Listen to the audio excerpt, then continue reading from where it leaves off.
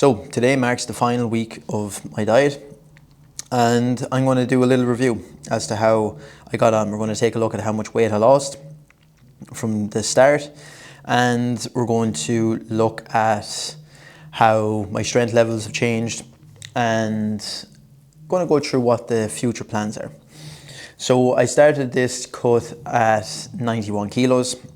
So that would have been January 1st, pretty sure, January 5th. And it was 91.1 kilos. Finishing the diet at around 84 kilos as of today. So this is Wednesday. I have a couple of more days left. So we'll say around 84, 84.5. I'm going to put the actual number up here on the screen. So you will see there on the graph that I'm down to the lowest of 83.6. And the reason being is because I'm still technically in a deficit, even though I've finished the diet. I'm reverse dieting out of this deficit, out of this diet. So there is still weight loss occurring as my calories increase. But I'll get into that later. Just wanted to clarify that just in case you thought that I was going crazy or something. In terms of difficulty of the diet, it's been pretty easy. I managed to stick to my calories pretty well throughout the 12 weeks, focusing on the main things, fiber intake, protein.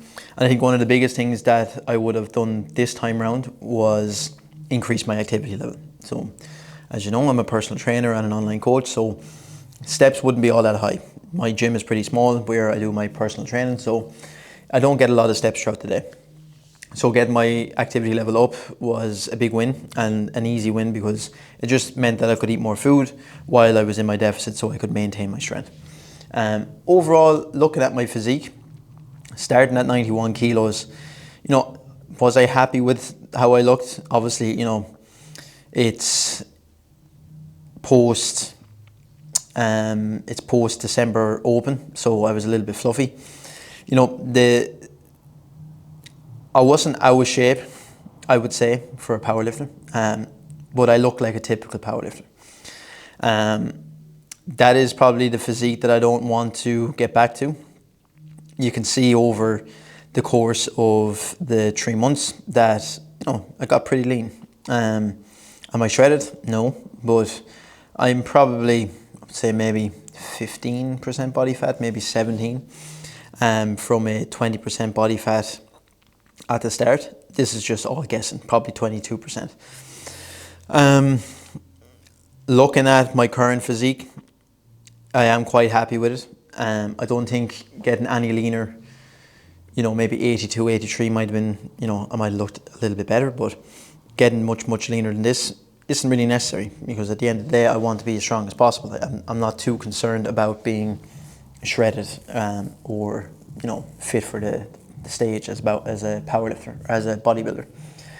So overall, I'm happy with my physique. We can see obviously that most of the gains I made really showed on my back. I tend to hold a lot of muscle mass on my back, and that was cool to see as time went on, that I didn't really lose any size there. If anything, it kind of just looked bigger as time went on. So happy with that. I suppose the goal going forward for my physique is to stay as lean as possible over the next year. I had a conversation with my coach. I actually just watched the check-in video that he sent to me. And the goal is to compete in the 93 kilo category in December. And I don't want to rush it. I don't want to just have to get to the under 93 or as close to 93 kilos as possible and sacrifice the gains that I made in the physique that I have over just to get to that under 93 category. I want to look like an above average powerlifter. So that is the goal over the next year, is to build as much muscle as possible. I'm obviously going to document everything and show you what a gaining phase looks like and how I'm going to keep on top of it over the next year. And the goal is to look pretty lean still getting onto the platform. Whether that's lean 90 kilos or a lean or 88, 89, we'll have to see. Then if we look at strength, so if anything, my relative strength is pretty high. My coach went through it, and puts me at around 400 dots. If we take like what I managed to hit in the top end strength at the end of my cut. So to give you the numbers, finished with squats on 205 and for a double, and bench press finished with 127 for a triple. And then deadlift, unfortunately, we wanted to go for 250 for a double. That was the goal, and I couldn't break it off the floor, unfortunately. So top end strength was 245 for a single. Now I did it for 2 singles, and I managed to get 242 for a pretty decent double. Unfortunate, yeah, I would have liked to be able to hit the 250 for a double, but I think coming to the end of the diet, lost a considerable amount of weight. You're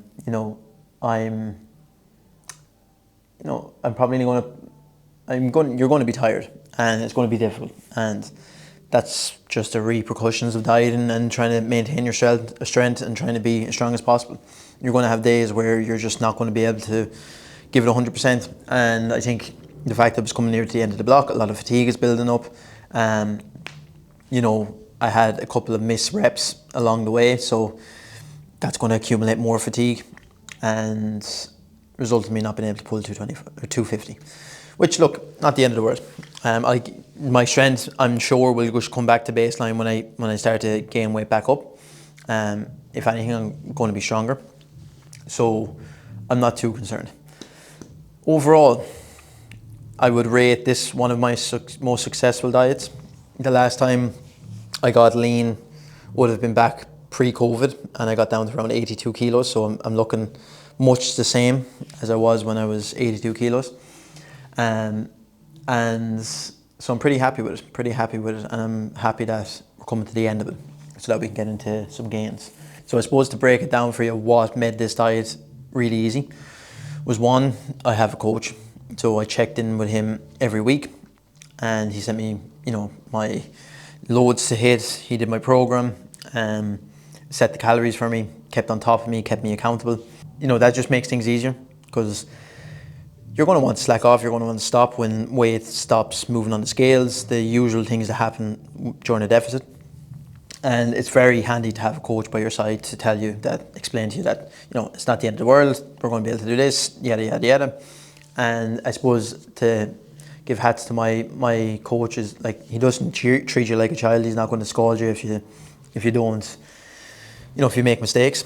He'll try and work around with you, but at the same time, he's not going to let you just faff about, basically. He laid out the plan for me, and I hit those targets.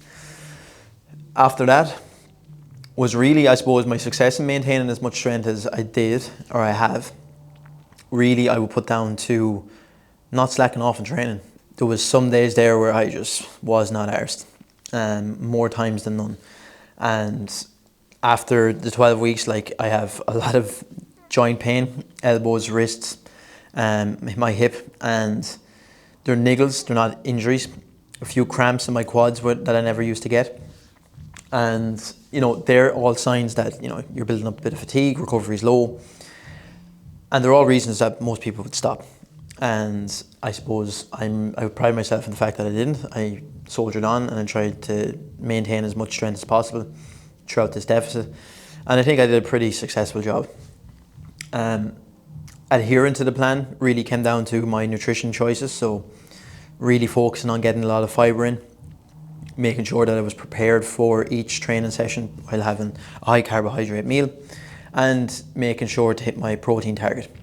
And that was kind of it from a nutrition standpoint. It was just the calories were set, and then the macronutrients that I chose really made things easier for me. So more fibre, and then using carbohydrates sparingly to promote training performance.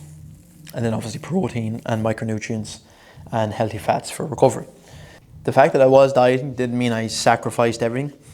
I had a good few occasions across the diet. Pretty sure I went out once or twice. Definitely went with Lizzie to Dublin, had pints, pizza, had the odd takeaway here and there. Went off track, as you do. but I always manage to rebound and come back to it and not let it be an issue from making more progress and sticking to the overall plan, which I think is key. And it is a big part of the client-coach relationship, is that, you know, understanding that your coach isn't going to actually, you know, tell you can't do these things, because then you'll have to hide those things, and then, you know, it gets out of the way and it gets in the way, and then it becomes an issue. And I think for me, the fact that I was able to do those things and still make the progress that I have, you know, made the process easier. So the next plan, reverse diet out of this diet so that I get out as lean as possible, get into maintenance, find my new maintenance calories, hover around there for a couple of weeks, and then get into a gain phase for the rest of the year, which will lead me into December Open in 2026. And hopefully we'll be pulling big weight, squatting big weight, and benching big weight. If you like this video, make sure to like it. And if you want to tag along to see how my next prep goes and how this gaining phase goes, I'm going to be putting up weekly videos on it. Make sure to subscribe.